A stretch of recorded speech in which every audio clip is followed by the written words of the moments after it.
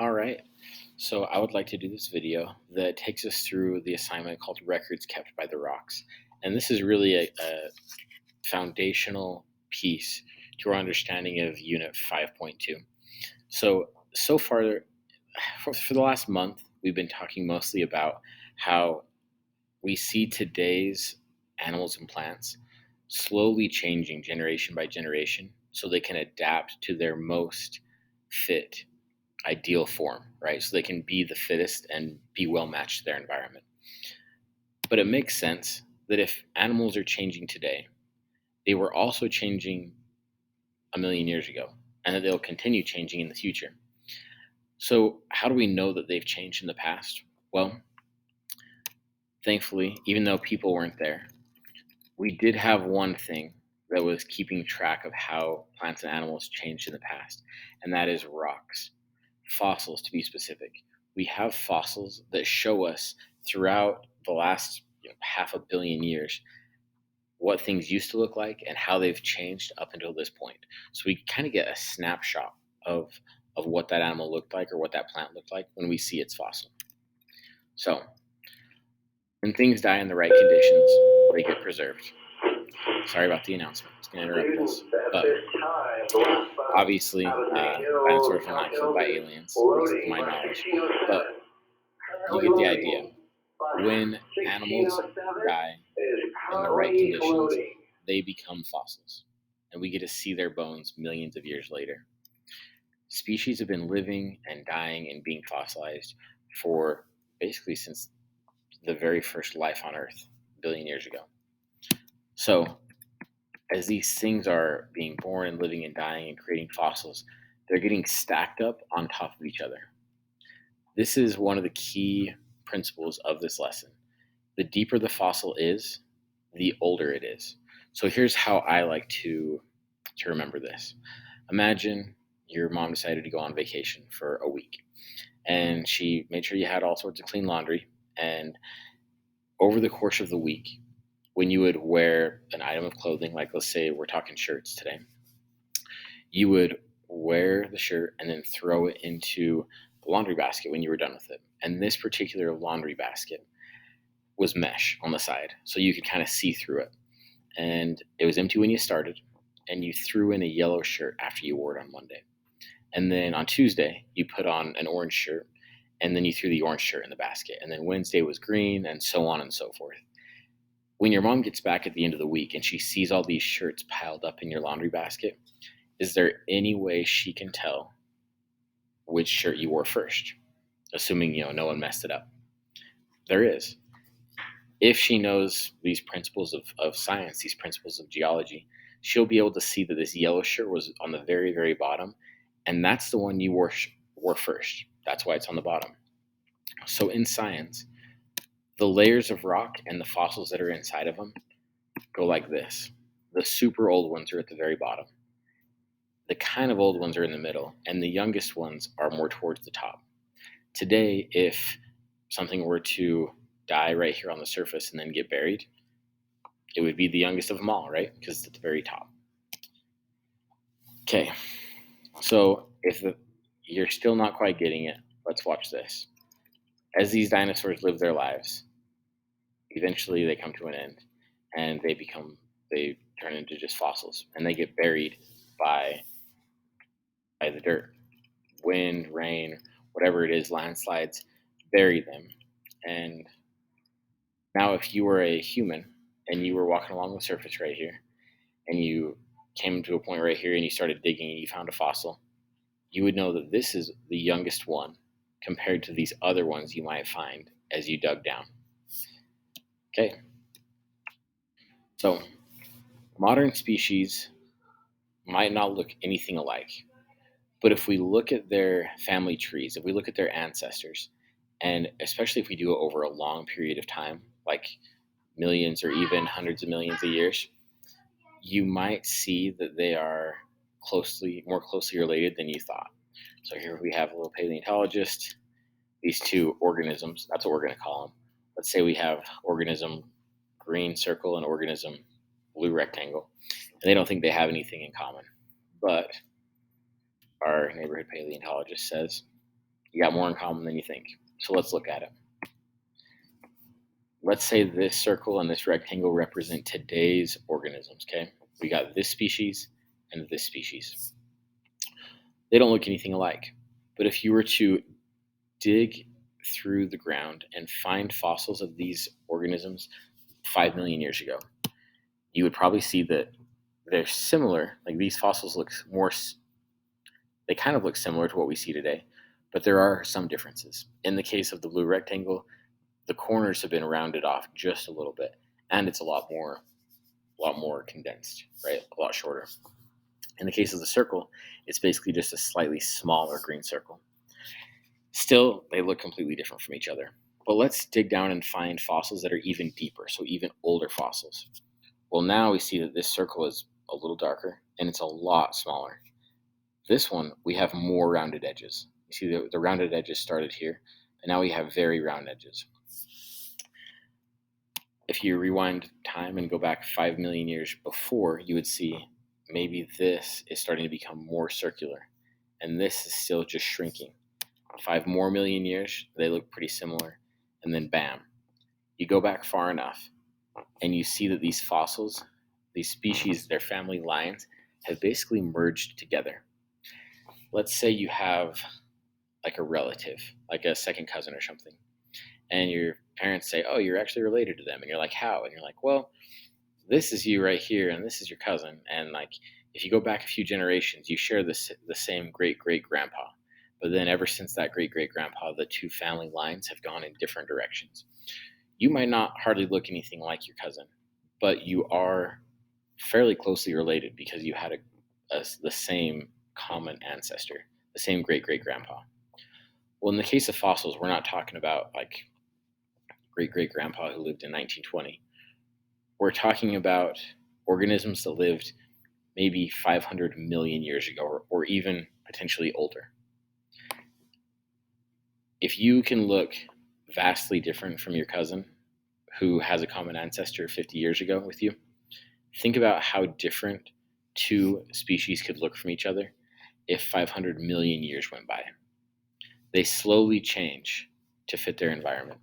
So let's take this back to our lesson from right before Christmas break, the one about it was the gizmo with the Galapagos finches. Let's pretend that these fossils now represent Galapagos finches. And this black circle down here in the middle, this is going to be that original flock that made it all the way over from South America and landed on the islands.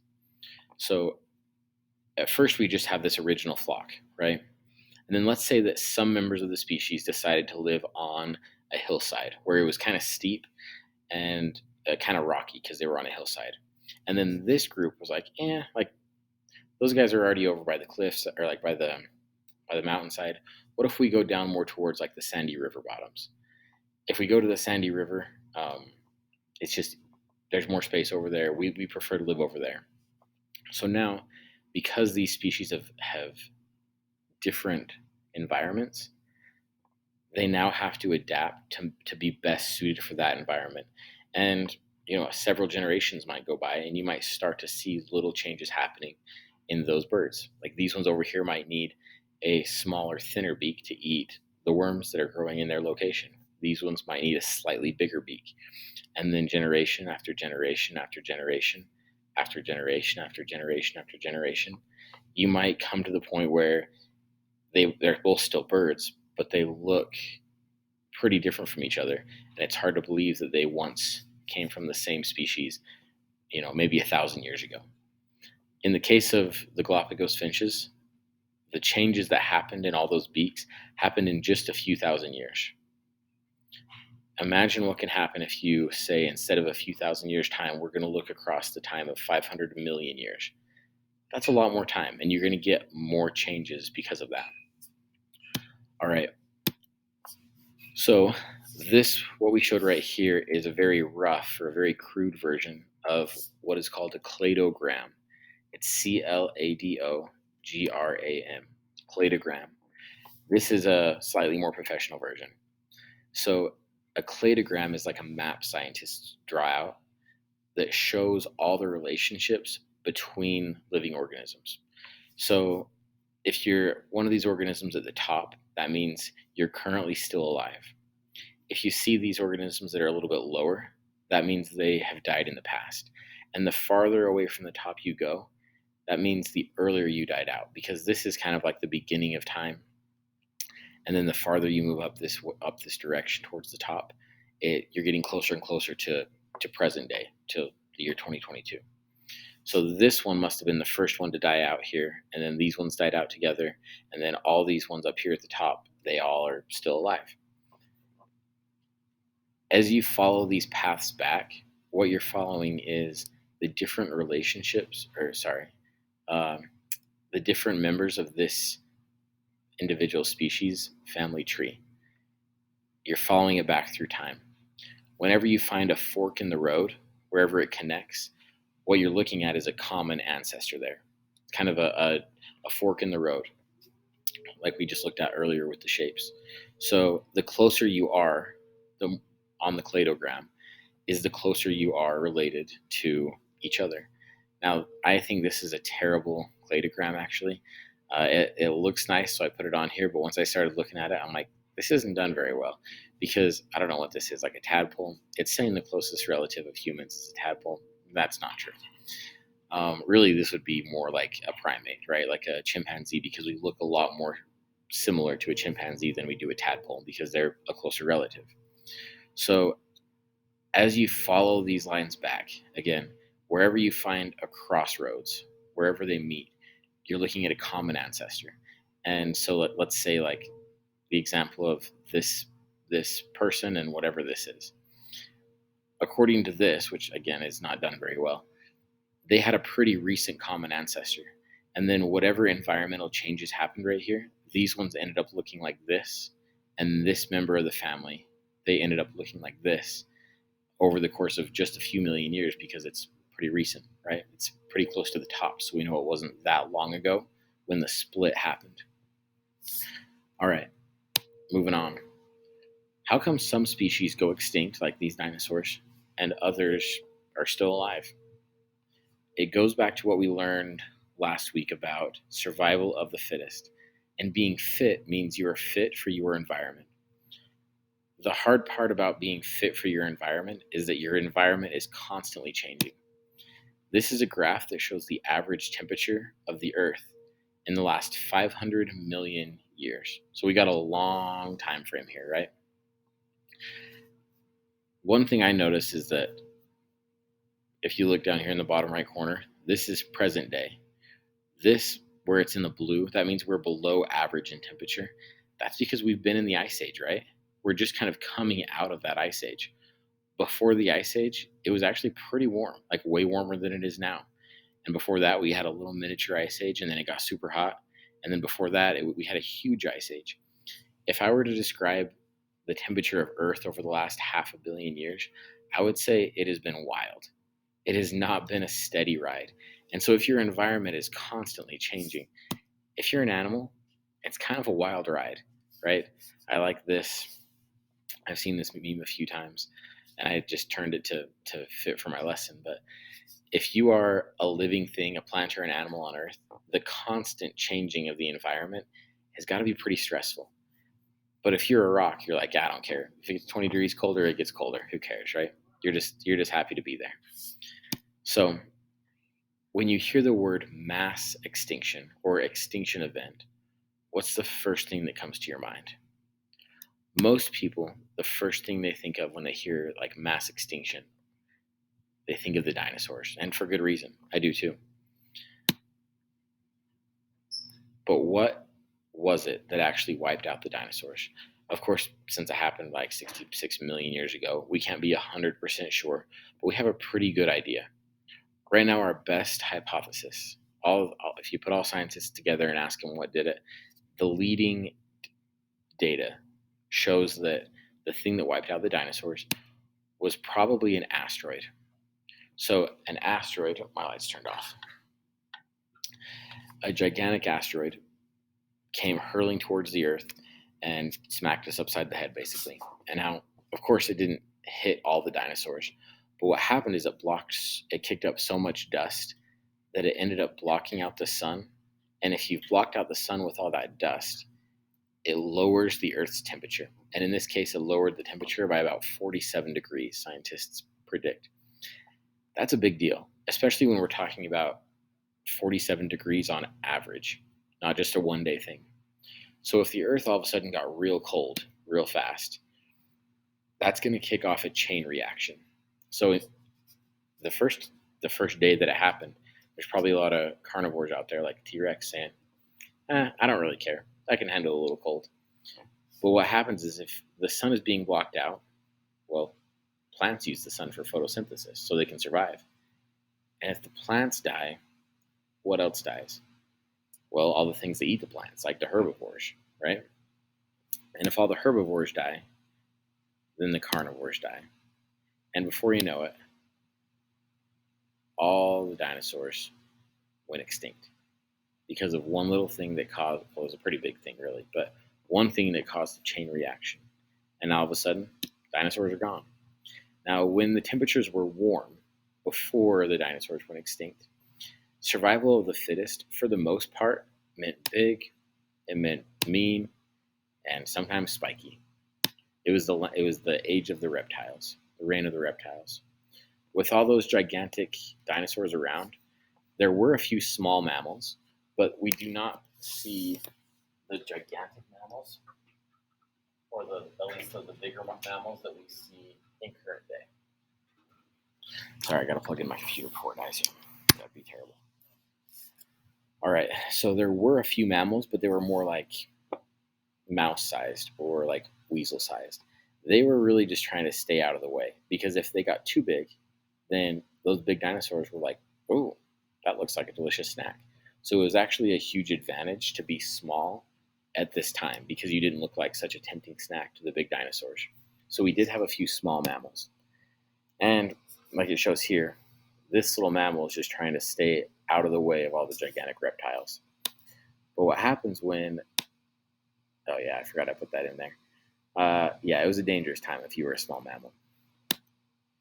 But what happens is, as the temperature drops and those mammals disappear, eventually, once the reptiles disappear, eventually, once their threat is gone, they can afford to be bigger. So now natural selection is going to favor the bigger ones instead of the small ones. And over the next few million years, you're going to see the size of mammals increase. Plus, as it was getting colder, you're more likely to survive if you were bigger because you had more body heat. So we saw mammals go from these tiny little rodents into gigantic mammals, like the ones that are famous in the Ice Age. The woolly mammoths, your saber-toothed tigers, all that sort of thing. We had big, hairy mammals that were equipped to survive in the cold better. So why do mammals survive better in the cold? Well, for one, like I said, they have hair. Reptiles just have scales. So having hair keeps you warmer, and if it's cold, that's awesome. Being bigger allows you to survive in the cold better than if you were smaller.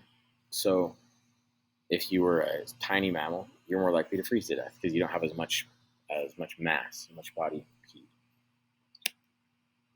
So there's some scientific words here. The common terms you've probably heard are cold-blooded and warm-blooded. The scientific words are ectotherm versus endotherm. Ectotherm means ecto is outside, and therm means heat, like thermo. So outside heat means if you're cold-blooded or if you're an ectotherm, you're relying on your environment to keep your body temperature stable. And if it gets real cold, that's kind of a bad deal, right? Endotherm means inside temperature. So if you're warm-blooded or if you're an endotherm, that means you're relying on yourself, or like your body will actually do the work to maintain a steady inside temperature for you. And you don't change temperature based on the weather on the inside. This is what we are. We are endotherms. So even though your skin might feel cold if you go outside in January, like right now, the inside of your body stays the same temperature because you're an endotherm. If you were an ectotherm, if you walked outside and you were a snake or a lizard, your inside temperature would immediately drop, probably to the point where you'd freeze to death, which is why you don't see a lot of snakes slithering through the snow. All right, So, next big idea. When there's a change in the environment, we get a change in the biodiversity. Biodiversity, basically, you can break that into two different words. Bio means life, like biology is the study of life, bio. So, if bio means life, you already know what diversity means. It means different. So, biodiversity is like the different varieties of living things. If the entire world was made up of just lizards, there would be no biodiversity because all we have is one species. We just have lizards, right? But if you start adding species, maybe you have lizards and deer and parrots. Now you're increasing the biodiversity or the different varieties of life. And in the real world, we have millions and millions of different species. Insects, we've got deer, humans, we got all sorts of plants and shrubs. There's tons of biodiversity on life, and it even includes all the bacteria, all the single celled life as well, all that pond scum. So things are always changing. But if there is a change too quickly, it can cause a mass extinction. Like the number one example we think of is with the dinosaurs, right? Too quick of a change, and different species can't adapt, right? It's just too hard to change that quickly, and they don't make it, like with the dinosaurs. So this is a graph. It doesn't show temperature, but it shows when there was the most extinctions happening on Earth. So extinctions are marked by um, increased spikes in this graph. So when the number is low, that means not very many things were going extinct. I think some things are always going extinct. That's just the way of life.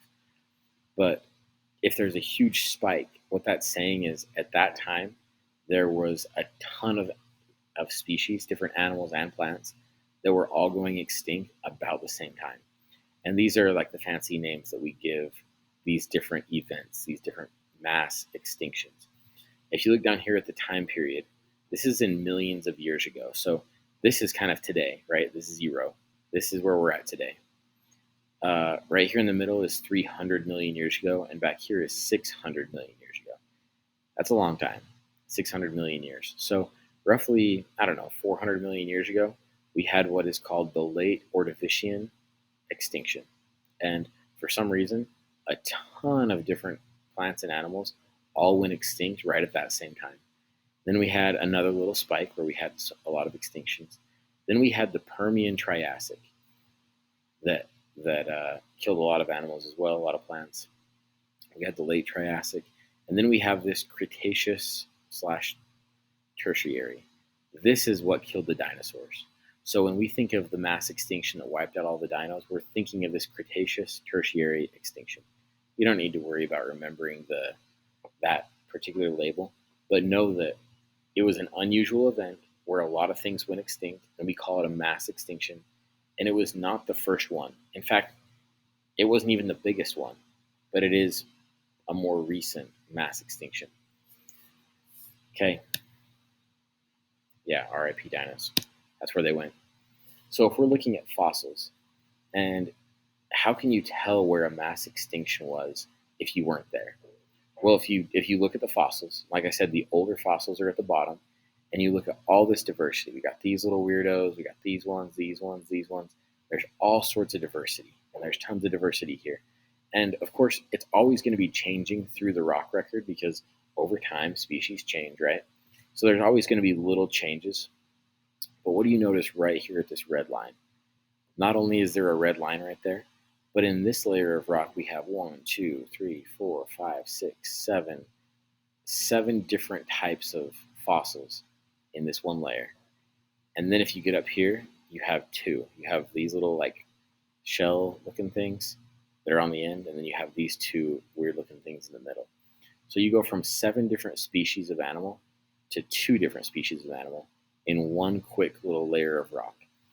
If you're a scientist and you see this, you know that this is a huge decrease in biodiversity. A huge decrease. And so you would call that a mass extinction. Mass extinctions can be caused by something big in the environment, or it could be a chain reaction. Like with the dinos, it could be like a meteor and an asteroid hits the Earth and completely changes the climate. But it also could be just one little thing that triggers it all. For example, think about a forest, okay? And let's say in some way or another, all those animals rely on the trees, all right? Like if you're a worm, you rely on the trees to drop the leaves that make turn the dirt into mulch. If you're a deer, obviously, like you can eat the leaves. If you're a bird, you live in the leaves of the trees. If you're a termite, you make your home in the wood of the bark. If you're a beetle, you live in the bark. There's all this biodiversity, all these different life forms that all rely on the trees in some way. Even if you're a mountain lion, you're going to eat the deer that eat the leaves of the trees, right? Now, what if just one little thing were to happen that made the trees go extinct? Maybe a virus comes through and makes it so all those trees die and they go extinct. Well, the virus didn't hurt the birds or the worms or the mountain lions or the deer, but because all the trees are gone now, everything that relies on the trees is probably going to go extinct now, unless it can adapt really quickly. So that could be considered, in its own little way, a mass extinction because of one little thing that happened, right? So having a high biodiversity is a really good thing because all these living things, they kind of work together like a spider web is all kind of like relying on the different strands. And if you start pulling out strands, other things start to fall apart. Before you know it, you're in trouble. All right, that is our lesson for today, and hope this video helped.